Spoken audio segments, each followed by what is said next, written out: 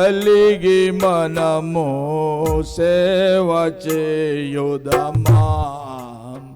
ఆత్మల భారము కలిగి మనము సేవ చేయుదమా. ప్రార్థన చేయుదమా. 5వ వచనం పాడదాం. సేవకులైనా సోదరులారా మేల్కొని రారండి.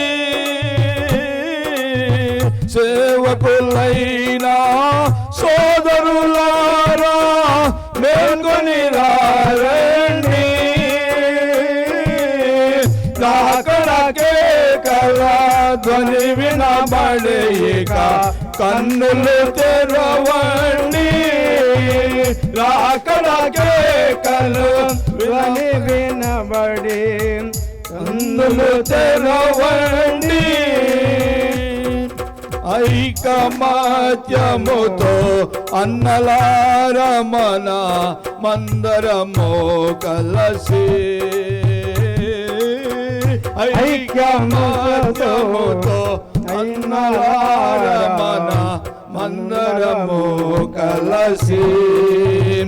తొందరపాటులు వదులుకొని ప్రభు అండకు చేరదమా. తొందరపాటులు వదులుకొని ప్రభు అండగా చేరదమా.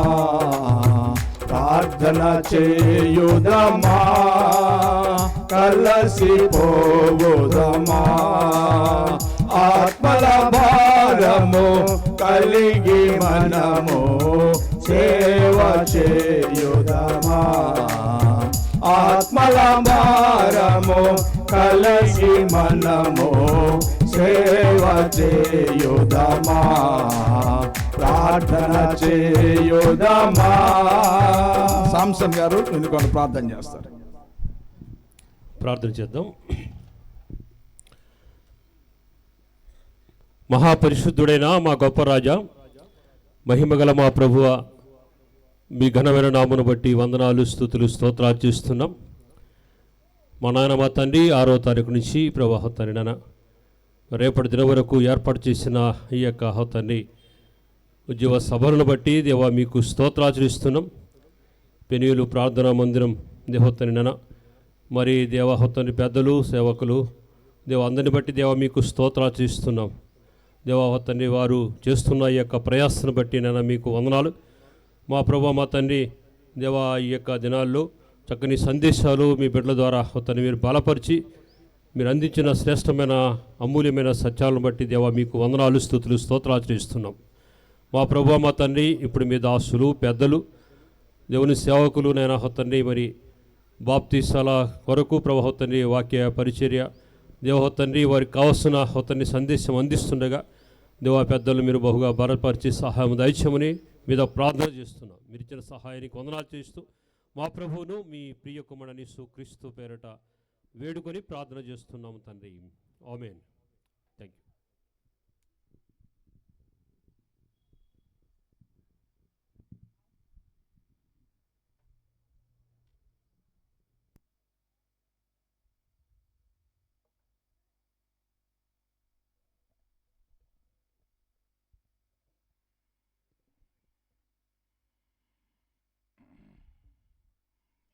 ప్రభువైన యేసుక్రీస్తు వారి శ్రేష్టమైన నామములో చేరి వచ్చినటువంటి ప్రియులు సహోదరులు సహోదరులు అందరికీ వందనాలు. సమయంలో మరి బాప్తిసాలు తీసుకునే వారి కొరకైనా ప్రత్యేకమైనటువంటి సందేశం అందించమన్నారు.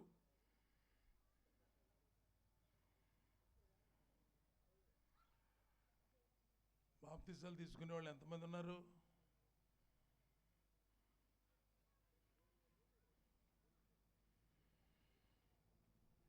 వెనకెవరైనా ఉంటే దయచేసి ముందుకు రండి. వెనకెవరైనా ఉంటే దయచేసి ముందుకు రండి. బాప్తిసాలు తీసుకోవాల్సిన వారు దగ్గరలో ఉన్నారు. చాలా సంతోషం. దేవుని పరిశుద్ధ గ్రంథంలో నుండి అపోస్తల కార్యగ్రంథం 2వ అధ్యాయంలో కొన్ని మాటలు మనం చదువుదాం.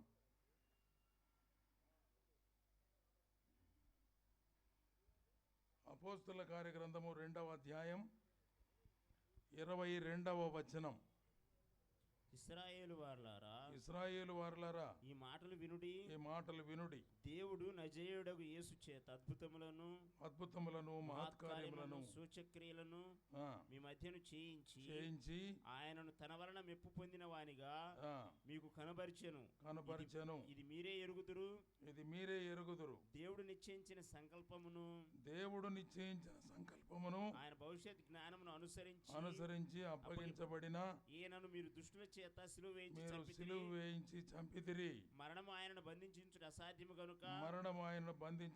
అసాధ్యం గనుక దేవుడు మరణ వేదనను తొలగించి ఆయనను లేపెను. చాలు. చదవబడిన ఈ మాటలను ప్రభు మన వినికిడిలో దీవించును గాక.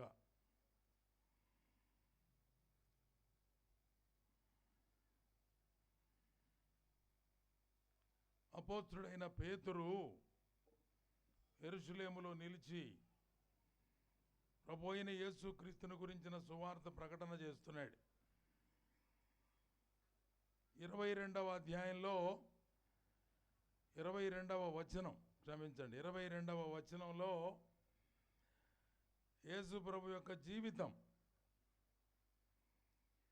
23వ వచనంలో యేసు ప్రభు యొక్క మరణం, 24వ వచనంలో యేసు ప్రభు యొక్క పునరుద్ధానము. మొదటి మాట జీవితం, రెండవ మాట మరణం, మూడవ మాట పునరుద్ధానం. బాప్తిసం తీసుకునేవాళ్ళు చెప్పండి చాలు, మిగిలిన వాళ్ళందరూ అరవాల్సిన పనిలే. ఈ 3 వచనాలలో ప్రభువును గురించి 3 సంగతులు ఉన్నాయి. అందులో నంబర్ 1 ఆయన జీవితం, ది లైఫ్ ఆఫ్ జీసస్. 22వ వచనములో ప్రభు యొక్క జీవితాన్ని గురించి వ్రాయబడి ఉంది. 23వ వచనంలో ద డెత్ ఆఫ్ జీసస్, యేసుక్రీస్తు ప్రభు యొక్క మరణాన్ని గురించి వ్రాయబడి ఉంది. 24వ వచనంలో యేసు ప్రభు యొక్క పునరుద్ధానాన్ని గురించి వ్రాయబడింది. ఇప్పుడు మీరు ఇవన్నీ వివరంగా చెప్పబడిలా, 3 మాటలు అంటే చాలు. మొదటి మాట ఏమిటి? జీవితం, లైఫ్. రెండవ మాట ఏమిటి? డెత్, మరణం. మూడవ మాట ఏమిటి? పునరుద్ధానము. ఏదో దాని తలకాలు ఊపుతున్నారు, చెప్పాలి కదా. మళ్ళీ బాప్తిజాలు తీసుకునే వాళ్ళు చేతులు ఎత్తండి. ఇప్పుడు తీసుకునేవాళ్ళు మరి చెప్పరే, మీరంతా ఎవరు గురించి చూస్తున్నారు ఏంది? Life, death and resurrection. జీవితము, మరణము, పునరుద్ధానము. ప్రభు అయిన యేసుక్రీస్తు యొక్క సువార్త అంటే కూడా ఈ 3 మాటలే. సువార్త అంటే కూడా ఈ మాటలు. జీవితము, మరణము, పునరుద్ధానము. ఈ మాటలు విన్నవారు హృదయంలో నొచ్చుకున్నారు, హృదయంలో కూర్చోబడ్డారు. వచనము 37 చదివా. 37 వారి మాట విని హృదయములో నొచ్చుకొని సహోదరులారా అడుగుతున్నారు, సహోదరులారా మేమేమి చేతుమని. ఏం చేయాలి మీరు? ఈ సంగతులు చెప్పారు. పేతురును ఆయన జీవితాన్ని గురించి చెప్పారు, ఆయన ఎలా మరణించాడో చెప్పారు, ఆయన ఎలా మరణమును గెలిచి 3వ దినాన తిరిగి లేచాడో చెప్పారు, ఆయన మరణ పునరుద్ధానాలను గురించిన వివరాలు చెప్పారు. బాగుంది. మేమేం చేయాలి మరి అన్నారు. అప్పుడు పేతురు ఏమంటున్నాడయ్యా? మీరు మారు మనసు పొంది. విన్నారా? ఇప్పుడు మీరు చేయాల్సిన పని మారు మనసు పొంది పాప క్షమాపణ నిమిత్తం ప్రతివాడు యేసుక్రీస్తు నామమున బాప్తిసం తీసుకోండి. అప్పుడు మీరు పరిశుద్ధాత్మ ముందు నమ్మండి, నమ్మిన తర్వాత బాప్తిసం తీసుకోండి. నమ్మకుండా బాప్తిసం తీసుకోకూడదు. యేసు ప్రభు నమ్మారా అంటే నమ్మామా అని నిర్ధారణ ఉండాలి. ఏమని నమ్మారు? ఆయన జీవించిన జీవితం పరిశుద్ధమైన జీవితం అని, ఆయన ఎన్నో మహత్కార్యాలు అద్భుతాలు ఈ లోకంలో జరిగించాడని, దుష్టులైన మనుషుల చేతికి అప్పగించబడి చంపబడ్డాడని, సమాధి ఆయనను బంధించి ఉండలేకపోయింది, మూడవ దినాన ప్రభు మృత్యుంజయుడై తిరిగి లేచాడని. చాలా మందికి ఈ సంగతి తెలియకుండే బాప్తిసం తీసుకున్నారు. బాప్తిసం తీసుకున్న వాళ్ళు ఎంతమంది అంటే గుంపులు ఎత్తుతారు చేతులు. ఎందుకు తీసుకున్నారంటే అందరూ తీసుకుంటారు, మేము కూడా తీసుకోవాలా, అందరూ తీసుకుంటున్నారు మేము కూడా తీసుకుంటున్నాం అంటున్నారు. మా ఊర్లో సంఘ పెద్దలు చెప్పారు, అమ్మ బాప్తిసం తీసుకోండిరా, బాప్తిసం తీసుకోండి, పెళ్లి కావాల్సిన పిల్లలు బాప్తిసాలు తీసుకోకపోతే ఎట్టమ్మా అంటున్నారంట. అంటే ఇదేదో ఒక సర్టిఫికేట్ లాగా. బాప్తిసం తీసుకోవాల్సింది ఎవరో, పెళ్లి కావాల్సిన వాళ్ళు కాదు. లేకపోతే ఇంకేముంది, రేపు లేదు ఎల్లుండి పెళ్ళి, ఇలా బాప్తిసం తీసుకోకపోతే ఎట్టా అనేవాళ్ళు కూడా ఉంటారు. అది కాదు, అందుకు కాదు.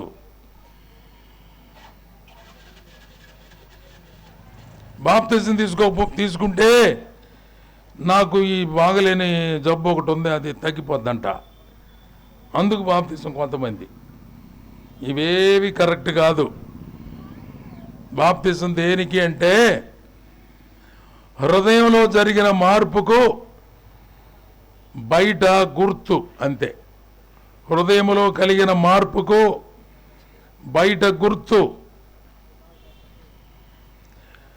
నీ హృదయంలో మార్పు కలిగిందా? మారు మనసు పొందావా? రక్షించబడ్డావా? అలాగైతే ఆ మార్పుకి బయట జనమందరూ చూడడానికి ఒక గుర్తు. పాపములో ఉన్నవాడు చచ్చిపోయినవాడితో సమానం. ఎఫెసీ పత్రిక 2వ అధ్యాయం 1వ వచనంలో ఉంది ఆ మాట.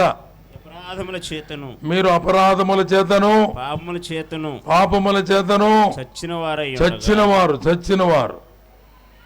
ప్రభువు నమ్మనోళ్ళు చచ్చినోళ్ళతో సమానం. యేసు ప్రభు నమ్మినోళ్ళు మరణం నుంచి తిరిగి లేచిన వాళ్ళతో సమానం. తేడా అర్థమైందా? ప్రభువును నమ్మని వారు చచ్చిన వాళ్ళతో సమానం. బాప్తిసం తీసుకున్నవారు ప్రభువులో తిరిగి లేచిన వారితో సమానం, బ్రతికిన వారితో సమానం. అందుచేత ఈ బాప్తిజం తీసుకున్న కారణం అది. దానిని బట్టి మారు మనసు పొందిన వాళ్ళు బాప్తిజం తీసుకోవాలి తప్ప వేరే ఏ కారణానికి బాప్తిజం తీసుకోకూడదు. ఒంగోలుకు దగ్గరలో ఒక చిన్న విలేజ్ ఒకటి ఉంది, గ్రామం ఒకటి ఉంది. ఆ గ్రామంలో చెప్పారంట 70 మంది కానీ బాప్తిజం తీసుకుంటే, ఇది ఆగిపోయింది, 70 మంది కానీ బాప్తిజం తీసుకుంటే మీకు మందిరం కట్టిస్తామని చెప్పారంట వీళ్ళు. ఎవరు? ఎంతమంది? అందుకంటే అందరు వరుసగా నిలబడండి, 1 2 3 లెక్క పెడుతున్నారు. ఎందుకురా మీకు బాప్తిజం అంటే మందిరం కడతారంట సార్. అంటే బాప్తిజం అంటే ఏముంది, నీళ్ళల్లో ముంచి లేపటమేగా, అదే పెద్ద పని ఏం కాదుగా. రోజు బరిగొడ్లు కడుగు పోయేవాడు ఏ మునిగినా మునుగుతుంటాడు, లేచినా లేస్తుంటాడు. అదేం పెద్ద పని కాదు. కాబట్టి రోజు మునిగిన టీయాలు కూడా మునుగుతాను సార్, మందిరం అన్న కడతారు. మాకు పెళ్ళిళ్ళు చేసుకోవడానికి ఏం స్థలం సరిగా లేదు, మంచి హాల్ లేదు అని ఆ ఊరు వాళ్ళంతా 70 మంది, ఇంకొక 5 మంది కళగానే 75 మంది పేర్లు రాసి మొత్తం వరుస పెట్టి ముంచారంట. బాప్తిజం తీసుకొని వచ్చిన తర్వాత అడిగారు, ఎందుకురా మీరు బాప్తిజం తీసుకుందని. మందిరం కడతామంటే మునిగాం, మేమేం చేసాం. బైబిల్ ఏడ లేదు. ప్రభు ఆ మాటలు చెప్పలేదు. దేవుని గ్రంథం అలా చెప్పడం లేదు. వివాహం కోసం బాప్తిజం, చదువుల కోసం బాప్తిజం, మందిరాల కోసం బాప్తిజం కదా, ఇటువంటి సందర్భాలు ఏమీ లేవు. మారు మనసు పొందిన వాళ్ళు బాప్తిజం, యేసు ప్రభువు నమ్ముకున్నవారు బాప్తిజం. మీరు మారు మనసు పొంది రక్షణ పొంది పాప క్షమాపణ అనుభవంలోనికి వచ్చి హృదయంలో నాకు ఈ మార్పు కలిగిందని చెప్పడానికి బహిరంగంగా ఈ సాక్ష్యం. అందుకనే బాప్తిజాన్ని సాదృశ్యము అంటారు, సాక్ష్యము అంటారు. బాప్తిజము సాదృశ్యం, గుర్తు. ఒక మనిషి ఎలాగ మృతి పొంది తిరిగి లేపబడతాడో పాపములో నుండి క్రీస్తులోనికి బ్రతికించబడుట అన్నమాట దాని అర్థం. అందుకని మూర్ఖులకు ఈ తరము వారికి వేరై మీరు రక్షణ పొందండి. రక్షణ పొందడం అంటే పాప క్షమాపణ పొందడమే. రక్షణ పొందడం అంటే ప్రభువు నమ్ముకోవడమే. ప్రభువు నా పాపాలు క్షమించాడని నమ్మకం కలిగి ఉండడమే. అలా నమ్మితే నీ పాపములన్నీ క్షమించబడతాయి. నమ్మినవాడు రక్షణ పొందుతాడు. రక్షించబడిన వారి పేర్లు దేవుని ఎదుట ఉన్న జీవగ్రంథములో వ్రాయబడతాయి. ఎవరి పేరు జీవగ్రంథములో వ్రాయబడుతుందో వారు నరకానికి వెళ్ళాల్సిన పని లేదు, వారు నిత్య జీవానికి వెళతారు.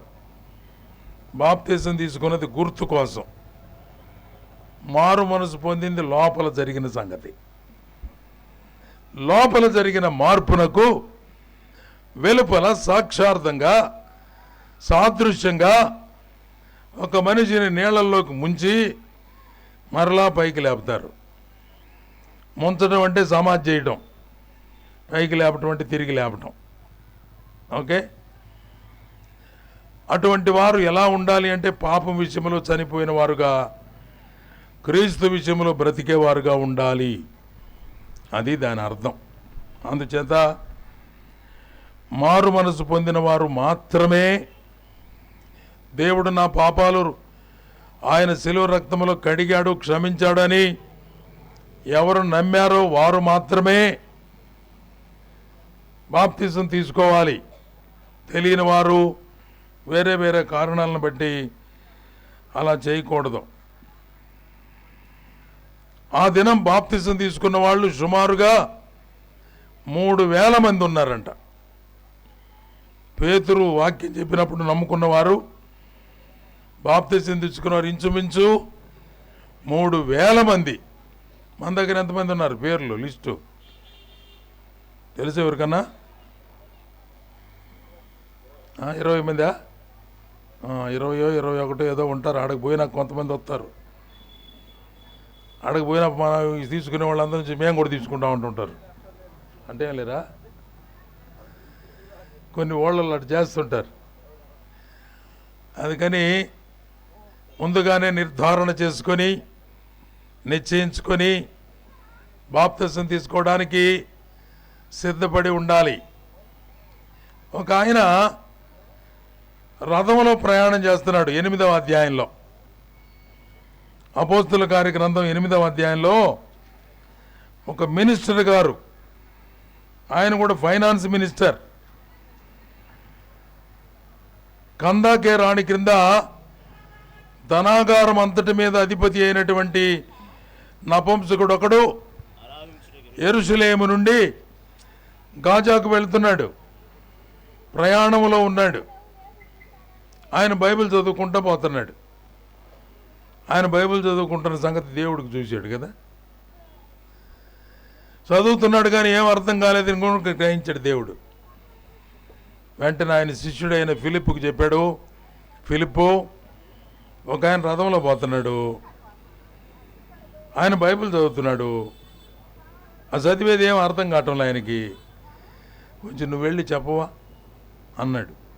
ఎవరి మాటలంది? ప్రభు అయిన దేవుడు చెప్పాడు. ఇంత విచిత్రమైన సంగతి కదా. దూరాన కనపడింది ఒక రథం, గుర్రాల రథం వెళ్తా ఉంది. ఫిలిప్ కంట గుర్రాలంటే బలిష్టం అంట. గుర్రాలంటే బలిష్టం అంట. మా గుర్రాలను దగ్గరగా చూడాలనుకొని ఏం పరిగెత్తున్నాడంటే ఈయన పరుగు పరుగు పరుగున రథాన్ని క్రాస్ చేయడానికి వెళ్తున్నాడు. ఎంత పరుగు! చాలా వేగంగా పరిగెత్తే కానీ గుర్రాలతోటి పరిగెత్తలేరు కదా. కారు ఒకటి పోతుంటే దాన్ని పట్టుకోరాని ఒకటి కానీ చెబితే అట్టుంటుంది, అట్టుంటుంది అన్నమాట. అది పరిగెత్తున్నాడు. పరిగెత్తే మనిషిని రథంలో కూర్చుని ఆయన గమనించాడు. ఒరే, ఎవడు పరిగెత్తున్నాడు ఇటు, రథం అయిపోయి వస్తున్నాడే అని కొంచెం స్లో చేశాడు. కొద్దిగా చిన్నగా బానిస్తున్నాడు. ఫిలిప్ వచ్చి కలుసుకున్నాడు. మొత్తానికి పరిగెత్తుతానే ఒక మాట అడిగాడు. అయ్యా, ఏం చదువుతున్నా అన్నాడు. చదివేది నీకు అర్థమవుతుందా అన్నాడు. ఎవరన్నా చెప్పకపోతే ఏం అర్థమైందా ఇది? ఆయన ఏం చదువుతున్నాడో ఆ లేఖనాన్ని ఆధారం చేసుకొని యేసు ప్రభువును గురించినటువంటి సువార్త ప్రకటించాడు. ఆయన చదువుతున్నది యెషయా గ్రంథం. ఆయన చదువుతున్నది 53వ అధ్యాయం. యెషయా గ్రంథంలో 53వ అధ్యాయంలో 7వ వచనాన్ని చదువుతున్నాడు. ఆయన గొర్రెవలే వదకు తేబడెను. యేసు ప్రభు మరణాన్ని గురించి రాసిన అధ్యాయం అది. యేసు ప్రభు ఎలా మృతి చెందుతాడో, ప్రజలందరి పాప క్షమాపణ కోసమై రక్తం ఎలా చిందిస్తాడో, మనుషులందరిని రక్షించడం కోసమై ప్రభు తీసుకోబోయేటువంటి ఆ త్యాగపూరితమైన కార్యమును గురించిన వివరాలు 53వ అధ్యాయం యెషయా గ్రంథంలో మనం చదవచ్చు. ఆ వాక్యం చదివి, ఆయన ప్రభు అయిన యేసుక్రీస్తు వారు పవిత్రమైన జీవితాన్ని జీవించి పవిత్రమైన తన యవ్వన రక్తాన్ని మానవ కోటి యొక్క పాపాల క్షమాపణ కోసమై ఆయన చిందించడానికి సిద్ధపడ్డాడు. యేసు ప్రభు జన్మించక ముందు ఎన్ని సంవత్సరాలకు ముందుగా చెప్పాడండి ఆయన? ఎన్నేళ్లకే? ఎవరు గుర్తున్నట్లేదే? మర్చిపోయారా? ఎన్ని సంవత్సరాలు? ఎవరే ఒక్కళ్ళు కూడా చెప్పట్లేదా? యెషయా ప్రవక్త యేసు ప్రభు మరణాన్ని గురించి ముందుగానే ప్రవచించాడు. ఎన్ని వందల సంవత్సరాలు అయ్యా? 750 సంవత్సరాలు. ఏంది మర్చిపోయారు అప్పుడే? వారు మీకు టైమ్లీ గుర్తు చేయాలన్నమాట. అయితే దాదాపుగా 750 సంవత్సరాల ముందు, ఆయన పుట్టక ముందు యేసు ప్రభు ఎట్లా మరణిస్తాడో చెప్పాడు ఈయన. ఆ సంగతిని గురించి ఆ మంత్రి గారికి ఫిలిప్ అనే సువార్థికుడు వాక్యం వివరించాడు. వెంటనే పాపాలు ఒప్పుకున్నాడు, వెంటనే క్షమాపణ పొందాడు, వెంటనే ప్రార్థన చేసుకున్నాడు. నమ్మి బాప్తిసం పొందినవాడు రక్షించబడును, నమ్మని వానికి శిక్ష విధించబడును అనే సువార్త సందేశం వినగానే మంత్రి గారు అన్నారు, అయ్యా నీళ్లు కనపడుతున్నాయి, నాకు బాప్తిసం ఇయ్యా అన్నాడు. ఆయన అడిగాడు, ఈయన అడిగాడా? మంత్రి అడిగాడు. ఇప్పుడు మంత్రులు కాదు అడగటం, ఇప్పుడు నమ్మినోళ్ళు కాదు అడగటం. సంఘంలో సేవకులు పెద్దలు, అయ్యా బాప్తిసం తీసుకోరా, అయ్యా మా అమ్మ బాప్తిసం తీసుకోరా. ఇదేంది రివర్స్ అయింది? అడగాల్సింది ఎవరు? నమ్మినోళ్ళు. ఆకలైన వాళ్ళు కదా అన్నం పెట్టమనాల్సింది. పరిస్థితి మారిపోయింది. తల్లులు పిల్లలు, అన్నం తినంటారా, అన్నం తినరా, మీ దండం పెడతా, అన్నం తిన టైం అయిందే, తింటాలంటే తర్వాత తింటాం అంటున్నారు వాళ్ళు. ఇది మాడిస్తే కదా బాగుండేదే. టైం టు టైం భోజనం పెట్టినందువలన పిల్లలకు ఆకలి తెలియదు. అలాగే ఆత్మతృష్ణ తెలియనటువంటి విశ్వాసులు బాప్తిసం తీసుకొని ప్రభువు కొరకు సాక్షులుగా జీవించాలన్న ఆ తృష్ణ తెలియక పెద్దలు సేవకులు హెచ్చరించవలసి వస్తూ ఉంది. నపుంసకుడైన మంత్రి అడిగాడు, అయ్యా నీళ్ళు అయ్యో, నీళ్ళల్లో బాప్తిసం ఇవ్వాలని చెప్పేవు కదా, నాకు బాప్తిసం ఇవ్వడానికి ఆటంకం ఏమన్నా ఉందా? నాకేం అభ్యంతరం లేదు, నేను నమ్ముకున్నా, నా పాపాలు క్షమించబడ్డాయి, నేను నిత్య జీవానికి వెళ్ళాలి, నాకు బాప్తిసం ఇయ్యి అన్నాడు. రథం ఆపమన్నారు. రథం ఆపారు. వాళ్ళిద్దరు కలిసి నీళ్ళలో దిగారు. ప్రార్థన చేసి బాప్తిసం ఇచ్చాడు. ఇద్దరు నీళ్ళలో నుంచి బయటకు వస్తూ ఉండగా ఫిలిప్ కనపడకుండా వెళ్ళిపోయాడు, అదృశ్యుడైపోయాడు. నపుంసకుడు మాత్రం రథం ఎక్కి వాడు ఊరు వెళ్ళిపోయాడు. ఎంత విచిత్రంగా ఉంది కదా. ఆయన కూడా అనుకుంటాడు, ఇటుపోయాడు ఈయన, ఇది వచ్చినట్టు వచ్చాడు, మాట్లాడినట్టు మాట్లాడాడు, నీళ్ళల్లో బాప్తిసం ఇచ్చాడు, ప్రార్థన చేశాడు, బయటకు వచ్చే లోపల అంతు లేకుండా వెళ్ళిపోయాడు. అని రాసి ఉన్న మాట, దేవుడు అతనిని తీసుకుని పోయాను, వేరే చోటకి తీసుకుపోయాడు. దేవుడు అద్భుతాలు చేస్తాడు, మహత్కార్యాలు జరిగిస్తాడు. ఆ దినాలలో బైబిలు లేని దినాలయ్యి, అందుకని దేవుడు వారి విశ్వాసాన్ని స్థిరపరచడం కోసం మహత్కార్యములు, అద్భుతములు, సూచక్రియలు జరిగించేవాడు. అలాగున దేవదేవుడు ఆశ్చర్యాలు జరిగించాడు. బాప్తిసం తీసుకున్నాడు ఆయన. ఆయన ఇథియోపియా దేశానికి చెందినవాడు, ఆఫ్రికన్ కంట్రీ. ఈయనే పోయి సువార్త ప్రకటించాడు. నేను యేసు ప్రభువుని నమ్ముకున్నా. ఆఫ్రికా దేశంలో మొదటి సువార్థికుడు, మినిస్టర్. ఎంత బాగుంది కదా.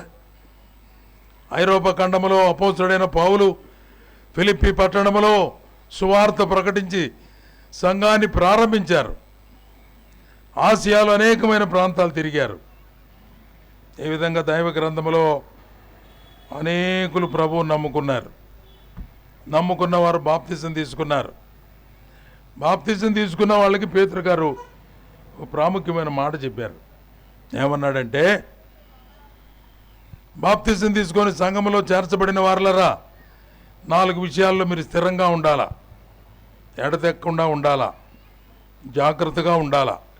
అందులో నంబర్ 1 అపోస్తుల బోధ, నంబర్ 2 సహవాసం, నంబర్ 3 రొట్టె విరుచుట, నంబర్ 4 ప్రార్థన. బాప్తిసం తీసుకున్న వాళ్ళు నేననే మాటలు చెప్పండి. అపోస్తుల బోధ. అన్నం తిన్నారుగా మధ్యాహ్నం? తిన్నారా? పెద్దంగానండి, పక్కన వాళ్ళు కానీ వినబడేటట్టు. అపోస్తుల బోధ. అలా పెద్దవాళ్ళు బ్రహ్మాండంగా చెబుతారు కదమ్మా మీకంటే. పెద్ద వయసులో ఉన్నవాళ్ళు దిట్టంగా చెప్పేస్తారు, మీరేం చిన్నంగా శృతి మెత్తగా చెబుతున్నారు. మరి అపోస్తుల బోధ, సహవాసం, రొట్టె విరుచుట, ప్రార్థన చేయుట, ఈ 4 అంశాల్లో వారు ఎడతెక్కకుండా ఉన్నారు. మీకు కూడా దేవుడు అందిస్తున్న బాధ్యత ఏమిటంటే ఈ 4 అంశాల్లో ఎడతెగకుండా ఉండాల. బాప్తిసం తీసుకొని ప్రభు కొరకు దేవుని వాక్యాన్ని అనుదినము చదువుతూ ధ్యానిస్తూ దేవుని కృపలో బలం పొందుకోవాలా. ప్రార్థనలో రెగ్యులారిటీ ఉండాలా. సహవాస కూడికలకు తప్పకుండా హాజరు కావాలా. అలాగే ఆదివారము ప్రభువును జ్ఞాపకం చేసుకోవడం కోసమై రొట్టె విరిచే కూడికలో తప్పనిసరిగా పాల్గొనాలా. ఈ 4 విషయాల్లో మనము నిలకడగా ఉంటే ప్రభు మనలను బలపరుస్తాడు. ఒకరోజు ప్రభు ఆకాశ మండలంలోకి వస్తాడు. ఆకాశ మండలంలోనికి పక్కనే మాట్లాడుకుంటారు, ఎక్కడ కనపడుతుంది తెలియదు వాళ్ళకి. స్టేజ్ పక్కకు వచ్చి పెద్ద పెద్దగా అరుతుంటారు, ఏడు మైకులు వినపడతాయని తెలియదు వాళ్ళకి. బయటకు వచ్చేసాం కదా అనుకుంటుంటారు. ఆడ వెనక మాట్లాడినట్టు ఆడ కూడా మాట్లాడుతుంటారు చాలామంది. ఒక ఏమంటుంది, ఏందమ్మా ఆయన అంతసేపు చెబుతున్నాడు అంటుంది ఆడకు. అవి మాకేడు వినపడతానే ఉంది.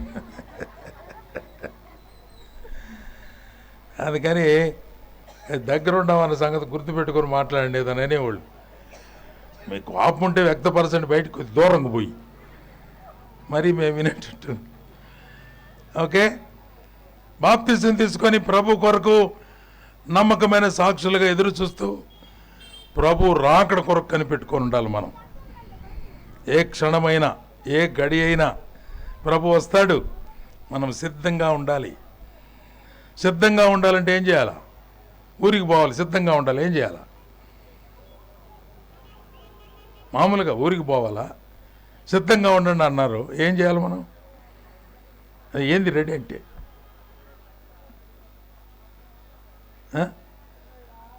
రెడీ అవుతారు కదా, మీరు కూడా రెడీ అవుతారు కదా. చెప్పండి, ఏంది రెడీ అంటే? ఈ మామూలు సంగతులు కూడా చెప్పరు వీళ్ళు. రెడీ అవ్వండి అన్నారు. సరే, ఇప్పుడు బాప్తిజాలకు సిద్ధపడండి అన్నాం మేము. అంటే మిమ్మల్ని ఏం చేయమన్నారు? వేసుకున్న బట్టలు కాక మార్చుకోవటానికి ఇంకొక బట్టలు తెచ్చుకోరు. సిద్ధపడి వచ్చారా అంటుంటారు. సిద్ధపడి, సంచి రెడీ. ఊరికి పోయేవాళ్ళు కూడా అలాగే, సంచి రెడీ. యేసుప్రభు వస్తాడు లెక్కలు చెప్పడానికి, చిట్టాపోతే రెడీగా ఉండాలి. యేసుప్రభు వస్తాడు, ఇందాక అన్న చెప్పాడుగా, మన లెక్కలు మనం అప్పగించవలసి ఉంది. మనం ఎవరికి లెక్కలు అప్పచెప్పవలసి ఉన్నదో ఆ దేవుని కనులకు మరుగు లేకుండా సమస్తము తేటగా కనబడతా ఉందని వాక్యం చెప్తుంది. అందుచేత ప్రభు రాకడ కొరకు సిద్ధపడాలి. ప్రభు రాకడ కొరకు మనం సిద్ధపడాలి. సిద్ధపడాలి అంటే మన పరిస్థితులన్నీ చక్కదిద్దుకోవాలి. లోపం ఏమన్నా ఉందేమో జాగ్రత్త చూసుకోవాలి. పెళ్లి కూతురు రెడీ అయింది, తీసుకురండి బయటకండి. ఉండు కొద్దిగా పాపడు పెళ్ళి టనాల, కొద్దిగా చీర టనాల, కొద్దిగా పౌడర్ తగ్గింది, అది కొద్ది పుయ్యాల, ఏడు ఇది తగ్గింది ఆడ అది తగ్గిందని రూమ్లో నుంచి బయటికి రానిస్తారు పెళ్లి కూతురునే. ఆమె ఏమో పాప చాలా ముందు నుంచి రెడీ అయ్యి వెళ్ళడానికి సిద్ధంగా ఉంటుంది. కానీ పక్కన సరిదే వాళ్ళు ఉంటారే, వాళ్ళు కథలు నీరు. సిద్ధపడ్డారా? సిద్ధపడ్డాం అంటుంటారు కానీ రెడీగా బయటికి రారు. ప్రభు రాకడ కొరకు మనము సిద్ధపడిన కన్యక వలె, పెండ్లి కుమార్తె వలె మనము సిద్ధంగా ఉండాలి.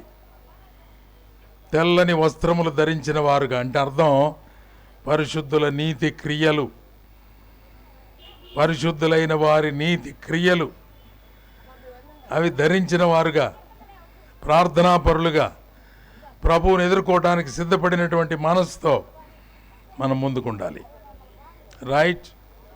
అందుచేత మరి బాప్తిసం తీసుకోవడానికి పేర్లు ఇచ్చి సిద్ధపడినటువంటి వారు ప్రభు అయిన యేసుక్రీస్తును రక్షకునిగా స్వీకరించిన వారైతే ఓకే. ఒకవేళ ఇంకా మీకు తెలియకపోతే ఆ నిర్ధారణ ఇప్పుడైనా చేసుకోవచ్చు, ఏమి తప్పులేదు. అనుమానం ఉన్న వాళ్ళు అడగాలి, తెలియని వాళ్ళు తెలుసుకోవాలి, నిర్ధారణకు రావాలి, నిశ్చయితకు రావాలి. ప్రభు నీ పాపాలు క్షమించాడా? ఎస్, క్షమించేశాడు. ఎప్పుడంటే అది తెలియదు. ఎప్పుడు క్షమించాడు? నేను ఎప్పుడైతే ప్రభువా నేను పాపిని, నన్ను క్షమించని నేను అడిగానో ఆ క్షణంలోనే ప్రభు నా పాపాలు క్షమించి వేశాడు, నన్ను రక్షించాడు. అలాగున మనము తెలిసిన వారంగా బాప్తిసం తీసుకోవాలని ప్రేమతో మీకు మనవి చేస్తున్నా. ఒకవేళ ఇంకా ఎవరికైనా ఏమైనా అనుమానాలు ఉంటే అటువంటి వారు మీ అనుమానాలు అడగండి. జనం ఎక్కువగా ఉన్నారు, అడగటం కుదరదు అనుకుంటే అంత కాగితం మీద రాసియండి. దానికి అవసరమైన వివరణ నేను మీకు చెప్తాను. యోహాను గారు రండి. యోహాను గారు వస్తే ఈ పేర్లు ఎవరెవరు చదివితే వాళ్ళు ఎవరెవరు బాప్తిసం తీసుకోవడానికి సిద్ధంగా ఉన్నారో అర్థమైపోద్ది. ప్రార్థన చేసుకుందాం. ప్రేమగల పరిశుద్ధుడైన కన్న తండ్రి, దయగలిగిన మా ప్రభువా మీకు వందనాలు. రోమా పత్రిక 6వ అధ్యాయంలో బాప్తిసాన్ని గురించినటువంటి సాదృశ్యం చాలా వివరంగా తెలియజేశారు.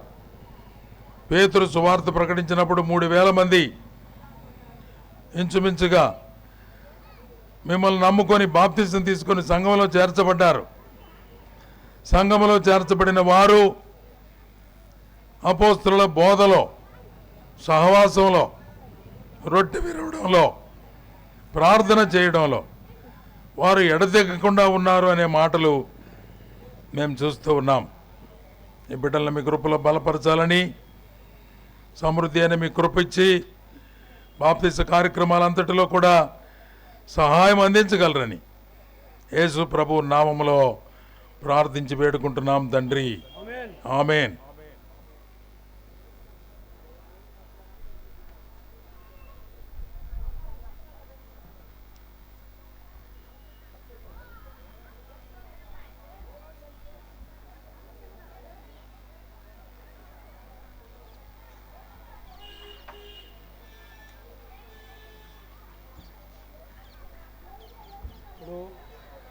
పేర్లు చదువుతున్నాను, ఖచ్చితంగా లేచి నిలబడండి. మళ్ళీ అన్న కూడా ఒకసారి చూస్తాడు. అందుకు అలేఖ్యా, మంచిది, నరసరావుపేట, కూర్చో. అమృత రాలేదు, ఆమెకు సెలవు దొరకలేదు కాబట్టి అమ్మాయికి లేదు, ఆగిపోయింది. తర్వాత అలివేలు, నరసరావుపేట, కూర్చో. ఆ తర్వాత శరత్, వెరీ గుడ్, కూర్చో. తర్వాత దివ్యారాణి, వెరీ గుడ్, కూర్చో. శైలజ, ఇనిమెళ్ళ శైలజ, ఓకే. తర్వాత పుష్ప ఇనిమెళ్ళ, వెరీ గుడ్ అమ్మ. తర్వాత వెంకాయమ్మ ఇనిమెళ్ళ, వెరీ గుడ్ అమ్మ. తర్వాత రమేష్ చివలమర్రి, ఓకే. వెంకాయమ్మ చివలమర్రి, కూర్చో. తర్వాత బొర్ర మరిదాస్, వెరీ గుడ్. తర్వాత బొర్ర శైలజ, వెరీ గుడ్. బుర్రి మరి జ్యోతి, కూర్చోమ్మా. తర్వాత భాగ్యరాజు, వెరీ గుడ్. తర్వాత పి స్మైలీ, వెరీ గుడ్. తర్వాత రమణయ్య గారు కాకాణి, కాలేదా? ఏడి రావాలి, ఎక్కడికి ఆడేడుంటాను కుదరదు. ఈ వచ్చిన వాళ్ళు ఒకటి గమనించండి, మీకు ఎన్ని వెహికళ్ళు ఉన్నా, విమానాలు ఉన్నా ఎక్కడానికి వీల్లేదు. మేము చూపించిన మా వెహికల్లోనే ఎక్కాలి, మాతోనే రావాలి. మన బాప్తిసం అయిన తర్వాత అదే వెహికల్ ఎక్కాలి. ఇక్కడ నుంచి బయలుదేరినాక ఎక్కడి నుంచి బయలుదేరేమో అక్కడికి వచ్చి ప్రార్థన చేసిన తర్వాత మీరు ఇంటికి వెళ్తానికి కూడా లేదు, మందిరంలోనే ఉండాలి. రేపు ఆరాధన అయిపోయిన తర్వాత మీ గృహాలకు మీరు వెళ్ళవచ్చు. అంత ఆ నిశ్చితత మీలో ఉండాలి. ఒకళ్ళు ఊళ్ళో వాళ్ళు అయితే ఇంటికి వెళ్ళి రావచ్చు, తప్పలేదు. ఊరు దాటిన వాళ్ళకి సంగతి నేను చెబుతున్నాం. ఆడ కూర్చోండి. రమణయ్య గారు వచ్చారుగా. ఆ తర్వాత కీర్తి అచ్చంపాలెం, వైకట్టు. తర్వాత పిఎస్ఆర్, వెరీ గుడ్. మొత్తము 17 అయితే 16 మందికి మాత్రం స్టాండర్డ్ అయ్యారు. ఒక అమ్మాయి రాలేదు కదా. 16 మందికి బాప్తిస్మ కార్యక్రమం ఉన్నది. ఈ 16 మంది గమనిస్తున్నారా? నేను మొన్న చెప్పినట్టు, మొన్న బైబిల్ కాదు చెప్పాను కదా. ఏం చెప్పాను? మీ లగేజీ మీరు తెచ్చుకోవాలి. మీతో మళ్ళీ ఆగానే వస్తాను వెళ్ళడానికి లేదండి. తెచ్చుకున్నారా? ఇప్పుడు అన్న కూడా వాక్యంలో చెప్పాడు ఏం ఉండాలి, ఏం మార్చుకోవాలి, ఏం తెచ్చుకోవాలి.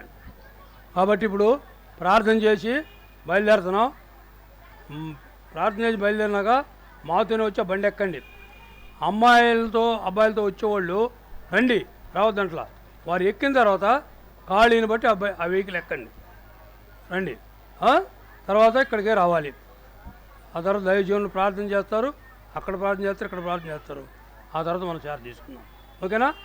ప్రార్థన చేసుకుందాం. ఓకేనా?